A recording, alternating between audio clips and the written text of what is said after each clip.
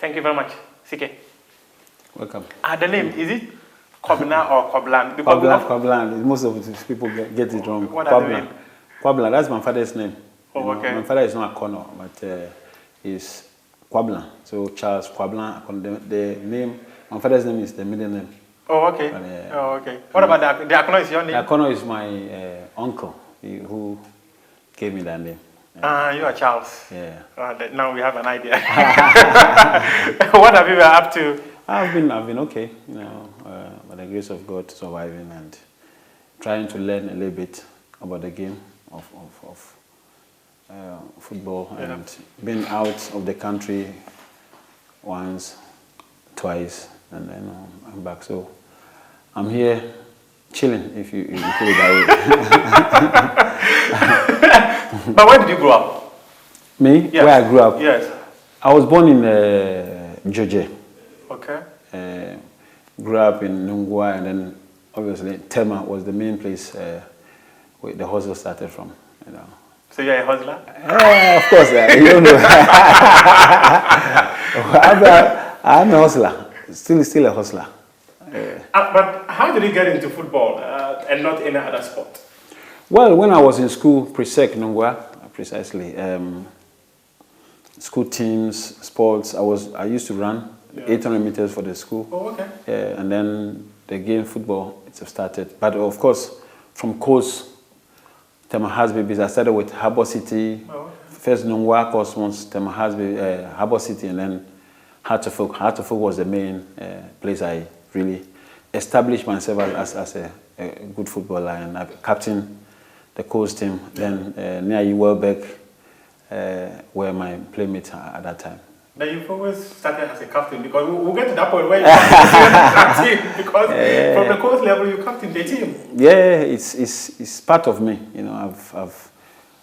I grew up knowing that togetherness was one thing that can make you succeed, and of course always try to get the team together. In the school, I was also in the school team the leader of the team, the captain, and Temahasbe started with the likes of Ablade Kuma, who were ahead of me at that time. Okay. Then when he left, then I became the captain of the team. So how was the genesis like? Yeah, it's nice. It was more fun. We were enjoying ourselves, not really thinking about money and what it can provide to us in the near future. So we were enjoying ourselves and it was always a privilege to get on the field and play. And of course, when you finish, you have people who we say dash you money and all the coins. I quite remember when I was with I think Cosmos then. That was the first time I saw Mohamed Polo. I was a ball boy. Oh, okay. At the Crash Sports Stadium, we had a curtain raiser before the match. It was Hearts Confederation Cup. I think you were not born. Against a Benin team, and they won. That was when I saw Mohamed Polo. How was it like? Oh, magic! I couldn't believe what I was seeing, And at that time, I remember I prayed, oh, if I could play like that, Mohamed was unbelievable with the ball, So growing up, coach, it was more fun, You'll be privileged to have football boots to, play on. So it was a good beginning. I can imagine that. Yeah. I can imagine that. And gradually, at what point did you get to Akonnor United? Well, when 96 after, was it 96? After a while with Temahasbe, at that time we were using height. Yeah. Oh, okay. And I'm not that old, but I was lanky boy, tall. So I was above the height, and therefore it was demanded that I continue. So if I wanted to play football to the highest level, and so there was one man whom I still talk to, who took me to Kwao. Oh, okay. And now when I went there, it was Coach Afani, okay. Who was there. The late Afani. You look at me, there was no hope. I didn't look like. You don't look like. I didn't look like a footballer. I look like this Kenyan boy, dark boy, slim, very very tiny. And he asked me, "Can you?" I said, "Yeah, okay." So in front of everybody, I just took off my clothes, went on the field of play, and then just I think about 20 minutes. Yeah. Mosquito. Where is the mosquito? And the mosquito was piercing through. I was then with Karim Mijma. His soul rest in peace. Yeah. Okay. That's how we became friends till he passed, And I survived the test, I passed it. It was a litmus test or whatever, I tried. I made it to the under 20s. Yes. Then, and at that time, I think Anthony Boy was a big, huge figure in Akonnor United. Yes. I think that same year he left to Germany. Oh, okay. Yeah. Okay. So that's how it all started. It all started. And Akonnor United, I played, I think, for 2 or 3 years with under 20s, and then I progressed into the senior team. The Akonnor United days, how was it like? For hustling. Still hustling? Hustling, yeah. I tell you, you don't want to know some of the stuff. I want to know that one, yeah. We went there, and at that time, I think we were given 5 cities as a signing on fee, and I wanted to continue my education, my school, and they couldn't offer much. So from then, I had to stop, But later on, I educated myself when I became. Does it mean that it was difficult from home? That's why I left home. At that time, my father had passed. Oh, okay, sorry. My mother was struggling with 6 kids, and so I left. I just left, And then I saw the difficulties my mom was going through. It was hard, difficult. So you were child number what? 1 or 2? Number 4. Wow. Yeah. I was the 4th born. So, and then during house babies, I was surviving because you go and play and then you do what we call lalasu. You go around, take some money, and then it was over with hearts. I had to continue. So I went to Akonnor United, knowing that life was going to be difficult. Nobody was around. I was alone, very young at that time. So I asked if they could help me further my education by going to COSEC. I went to do the necessary to continue there because I was then at Presec Nungwa, and what they offered me, I couldn't pay for my fees at the same time survive, Even with that, I had to live with Apim Nankwa. My soul also recently was buried there. I lived with him, and almost all the kids, his kids, became like family. And they treated me in that manner. So I lived with them with my little money and surviving at the same time. So it was difficult, but I managed to succeed, to survive. When you take a look back at those years and see yourself today, what goes through your mind, Sike? It's God. A lot of things we don't know. As you sit here, you don't know what tomorrow brings. But the Creator knows himself. Yeah. If he knew me before I was 4 in my mother's womb, then he must have prepared the way for me. But we don't know, and most of the time we rush. Yes. I still rush as a human being because things will happen to you and then you go bitter, you're disappointed. But he knows what is best. What is best, and so we most of the time have to be humble and listen to the call and what. But it's difficult. Did you move from Akonnor United to Germany? No. I moved a year to Ashgold. Oh, okay. From Ashgold, and I just played a year and then I moved to Germany. And how was that journey like? It was also a difficult one. I had done well for myself at that time. Ashgold saw me. David put at then. He bought. He signed me, Augustin Ahimfo, Samia J, Yawa Champon, Simado. When the team was transformed from that time. Sam Jonah was then the main person running the Anglo Gold then, and the financially they were sound. So we went there and I had a little bit of the professionalism, a little bit touch of it. Because when we went there, everything was different from what I had experienced, before. So it was a good transition from that point before I went to Germany. When I went to Germany, obviously I went at a bad time. My weather was very poor, very bad. February. Yes. I got out of the plane. I wanted to go back, but it was too cold in Frankfurt. It was very, very hard, and I couldn't believe I would be able to make it. But if I look back, I have no choice. I have to make it, So because you felt that was the turning point of your life. That was. I had chances upon chances to travel, and it's all went bad. Yes. You know, we went to Egypt, then under 20, led by Samade, Yes. as the leader or coach of the team in the youth tournament under 20. I think we were third. That is the medal. Oh, okay. Yeah, we were third, bronze, and I had done well. There were agents coming up, you know, thinking that hey, this is the moment. It didn't happen. I was so disappointed. It didn't happen. Rather, those who were not in the picture Yes. were taken away, and I was left out. So again, upset, you know, you go down. And then all of a sudden, I was very fortunate. I was then the youngest in the senior national team, the front line. Yes. And then I was doing well. Otto Fista then had taken me into the team. It was a magic, you know.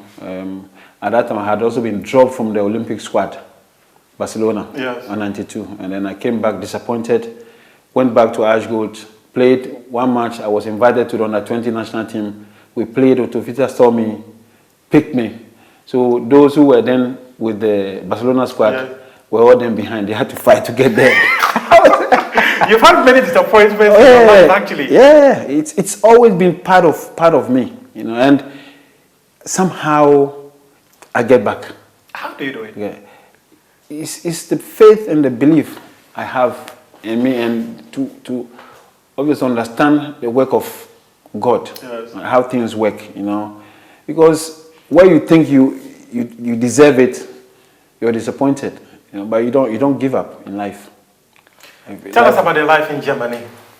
Life in Germany was good, ups and downs, you know, in terms of racism at that time was a bit on the high in Germany. I've had encounters where I was almost beaten, you know. Really? Yeah. And survived.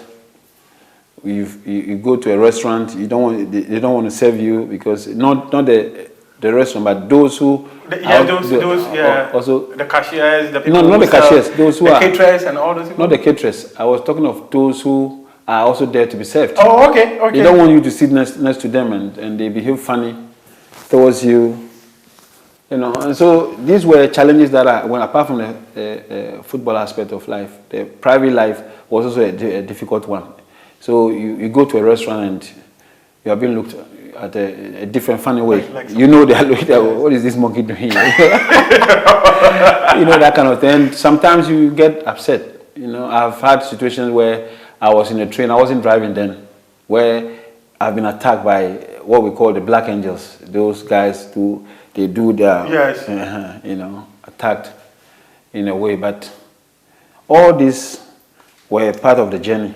But with all these challenges, how did you rise to the extent that you were even able to captain Wolfsburg? Yeah, I was tough. You see, I'll tell you a funny story. After 96, when I went to South Africa, I didn't know what was going on then. I was already in Europe, but I didn't understand the reality between races, black and white. Okay. When I got to South Africa, I remember we went to a certain place to one of the schools at Adama.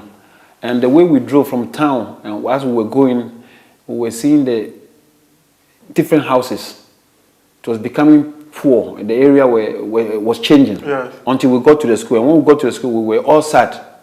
You know, we saw them still standing in the rain. It was raining then. And I think Pele was even in tears. That's when I saw how blacks were being treated. And it gave me some sort of anger, bitterness. When I went back to Europe, I was different. It kept ringing in my head, you know, and so it reflected how I was treated then in Germany. Okay, because I didn't know. Sometimes I'll take it like, I didn't understand, you know, the reality on how blacks were treated almost everywhere in the world, not just Germany or South Africa. And South Africa belongs to the blacks, if I can put it that way. I can put it that way. You know? So I changed. My attitude changed towards the whites. The whites, you know. And you saw them to be different from yeah, you. and so I was always, and then from there I started learning the language. I went to the president and said, I want to learn the language. You don't go to the president and talk to him like that because he's a crazy man. Tony Buffo will tell you. I went to his office, then he had to bring in some interpreter. I said, I want to learn the language now. So you speak German? Yeah, of course. Can you try something? I can speak. When you speak, I can speak with you. Oh, okay, I get it. I get it. But talk to me about that experience that you had. Would you say that South Africa journey actually changed your mentality and how you saw life? Yeah, I realized that we complain. Some people are even going through worse than us, and I was like, come on, you are privileged. This is something I'm doing, and I'm enjoying it. Yes. I'm passionate about it, and I'm getting money out of it, and all that. And so I look at it from it's really changed my life, how I saw things. Which tournament was the first tournament you played for the Black Stars? 94, Tunisia. Tunisia 94. 94, 96, 98, and 2000. How was it like in the national team?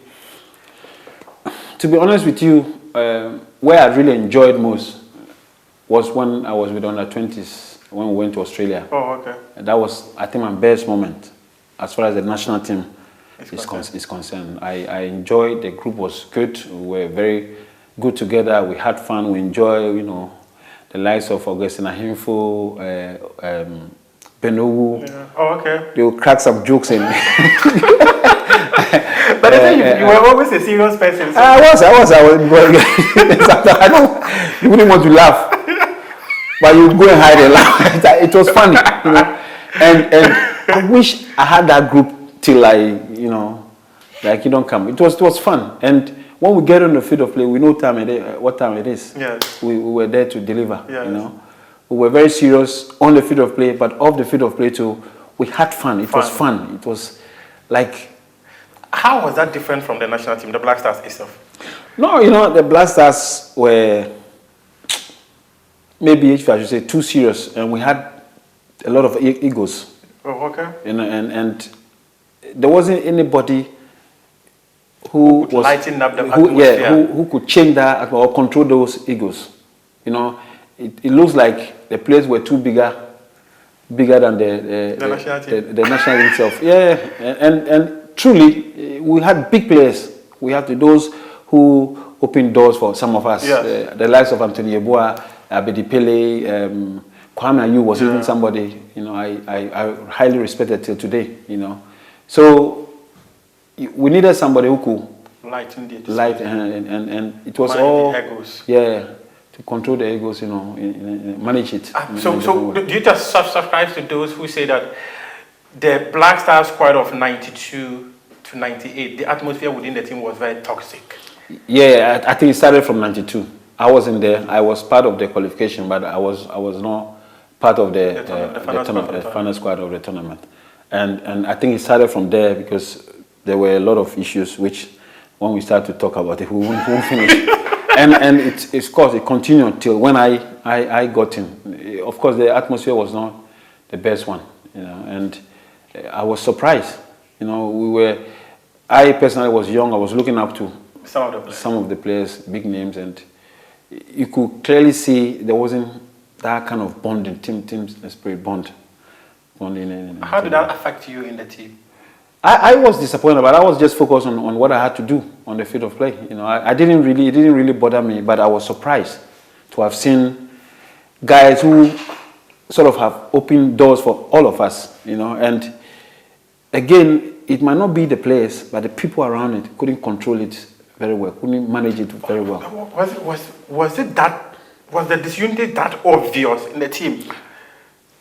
I will tell you today, it was clear, it was obvious. It wasn't, for instance, I think our first match was against Guinea.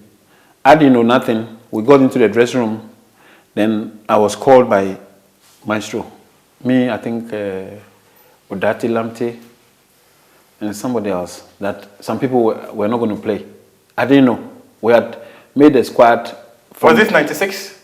No, 94. Oh, okay. 94, And then we were called because we knew who were going to play the team. And then when we got there, something happened. Some were not going to play. And I was like, what? I was shocked. You know, but I didn't get it. I didn't understand everything. I was, like I said, I was too young to have, you know, to have got everything right in my head at that time. And my focus was, hey, me, I've gotten a chance to play in the, you know. So my after hustling all the way for I won't allow anything. I was just focusing on what I had to do. And seriously, I was always thinking of what I could do to help the team. You know, if I had to put my head on the listen to be, you know, I was going to do it. So, but I'm sure now, you know, we've gone past all those things, and probably some of them will say, oh, it wasn't necessary, you know, because if we had got it right, if we had gotten it right, united, the bonding of the team, I think would have been to the World Cup. To the World Cup before the likes of our peers and others. Many of you always say that. Yeah. If you just joined us, we are speaking to CK Akonnor, former head coach of Black Stars, former head coach Marcel Asante Kotoko, former head coach Ashanti Gold. In fact, I remember that Ashanti Gold story. It was an incredible story because the team was struggling. He took them and they survived relegations. He's worked with 11 Ys, he's worked with Dreams FC and all that. He's been sharing with us his life story, how he started and getting into the national team. And one thing he said that is so profound is that when he got to the national team, when he got to Germany, the most important thing was to focus on why he's there. CK, tell me briefly, I just want to wrap up the conversation on the national team. Many of you have said that disunity was such that it denied you people an opportunity of playing the World Cup. And you just mentioned it right now, that you probably could have qualified even before the likes of Stephen Appiah and all that. How disappointing was it that your generation were not able to qualify for the World Cup? If you see the essence of the World Cup, how important it is for every player, then you know that I've not been there. It's something. You don't have it on your CV. No. Should be off. I can imagine that. You know, but I think it was not meant to be. It's also part of the journey that the Creator has laid. But we always, it's life. It's an opportunity that we have to make use of it. And we didn't. Now, I'm too old. I cannot. But when you have the ball at your feet, we will not believe that you're old. Oh, Charlie. But you were able to rise within that toxic atmosphere to become the captain of the Black Stars. How did that happen? You see, I think somebody like Sam Johnson, Yao Prekun, Udati Lamte, Azika Sari, and the likes were ahead of me because they played in 92. Oh, okay. When I got into the team, I was regular, I was consistent. I never went out of the team. And some of them, as a result of injury or something, were out of the team. And so they were not consistent. If you ask me how I became the captain, I think that is one of the reasons why. Because I played 4 Nation Cup continuously. Oh, wow. You know, 94, 96, 98, 2000. I see. So by the time I was at the, I think the 4th year or the year. The 4th tournament. I was then a big name in the team. Yes. You couldn't. And in fact, in Ghana. You couldn't, and I was present most of the time. Yes. And so, yes, we had the maestro. The maestro was going out. And if you look around, and I think the players also who agreed in that sort of manner, agreed, and you know, I got that chance to be captain of the team. And when you became captain, you replaced Abedi. Yeah. How was it like? Don't ask me. I always ask that question. It was too big. It is obvious. Yeah, it was too big, you know, and maybe, you see, and I don't think we still do it. To become a captain of a national team is not easy. In Europe, what they do is they will nurture you into it. Oh, okay. They will educate you. They will tell you what to say, you know, what to go. And I was a young boy. I didn't know nothing. Maybe I could have also been clever enough to go to Pele. Yes. And ask him, you know, to learn the ropes. To learn the ropes and even how to manage it, the situation.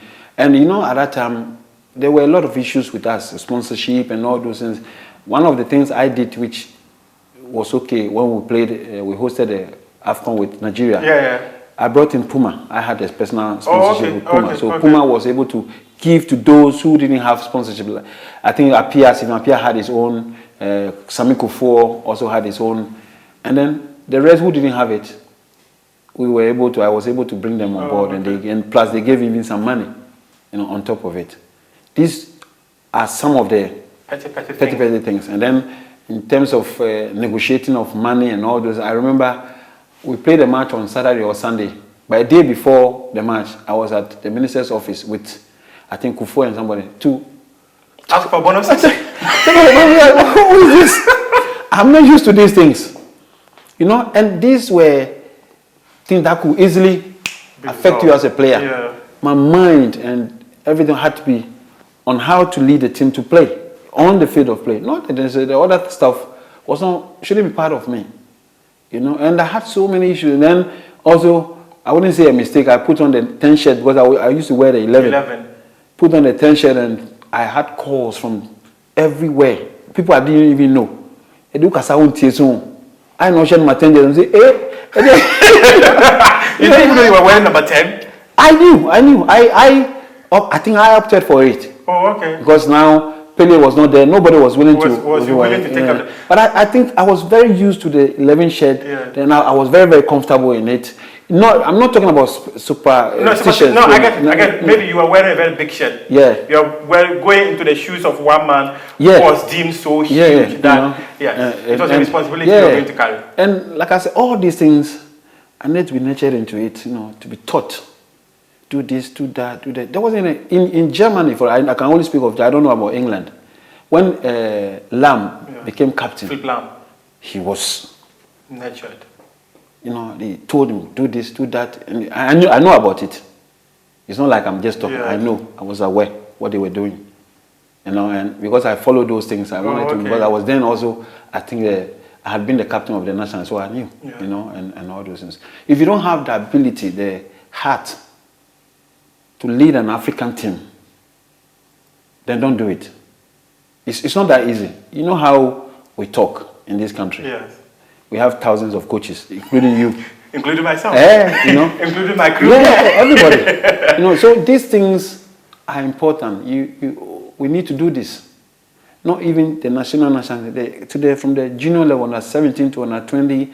And if you're able to do that, somebody like Cruz, he was the captain of under 17. Yes. Are you aware? Yeah. I remember. Look how he's grown.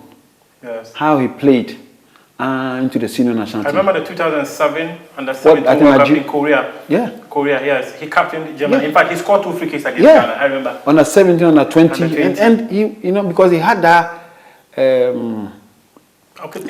was being groomed. Yeah. And because he already had it. Yes. As a leader, he could be seen as a leader because of his attitude, the way, But then if you notice something of that sort, then you need to groom it. Groom it and let it grow. What did you do to ease the tension that you met at the national team when you became captain?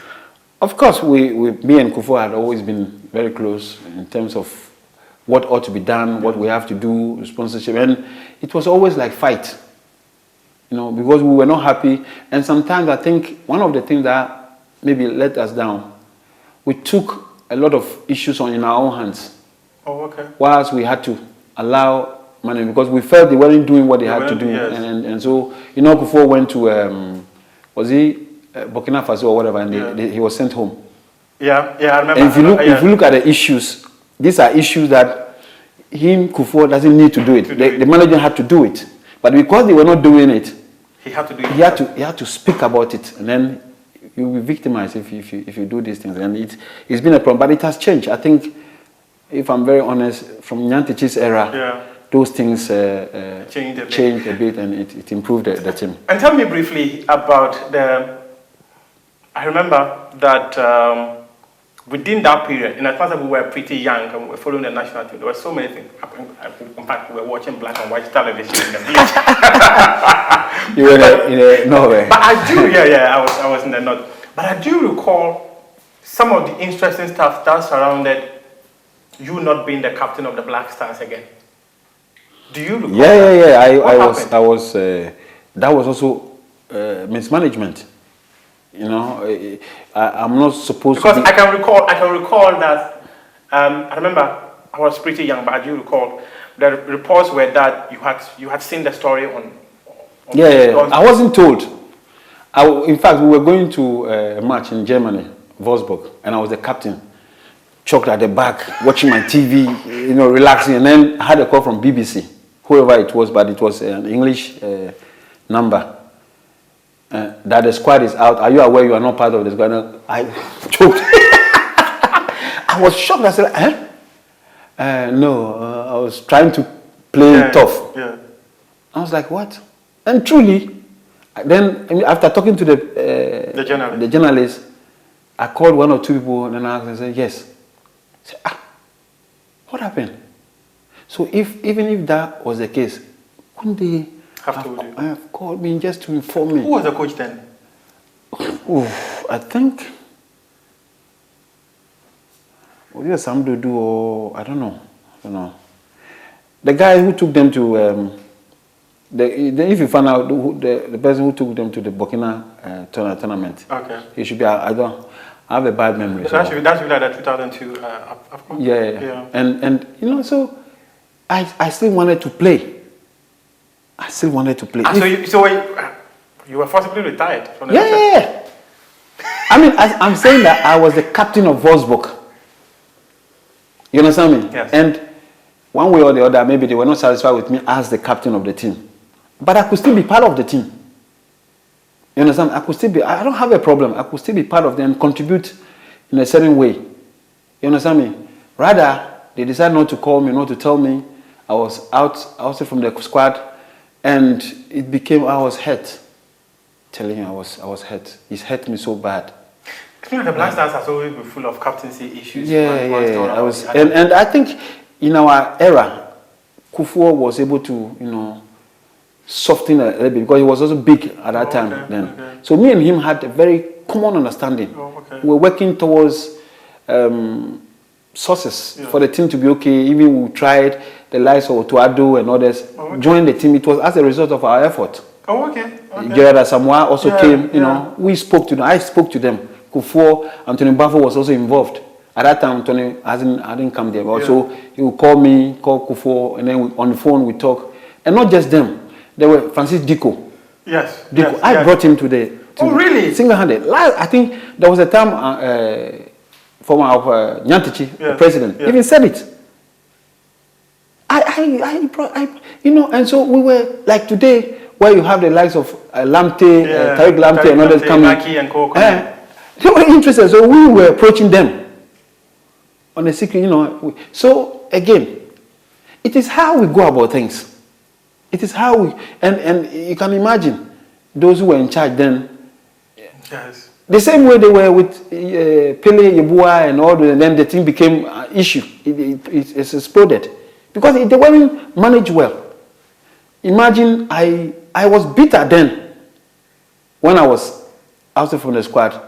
I spoke about it, and if I had some feelings today, I say I'm sorry. I've always apologized. I was hurt though. I was really, really hurt. I couldn't believe it that my own people could do this to me. However, I kept my cool and everything went on. I went ahead to become coach. I haven't coached mine. I'm coming to the coaching. At what point did you realize that you could become a coach? Well, I had a friend who is now a big agent, and he had stopped playing. We were together. We played together in Cologne. Oh, okay. He moved to. He's even here in this picture. Oh, okay. Yeah, Michael Beck. I see. Yeah, and so he asked me, Charlie, can we do something? And at that time, I was still playing. I was in Denmark then.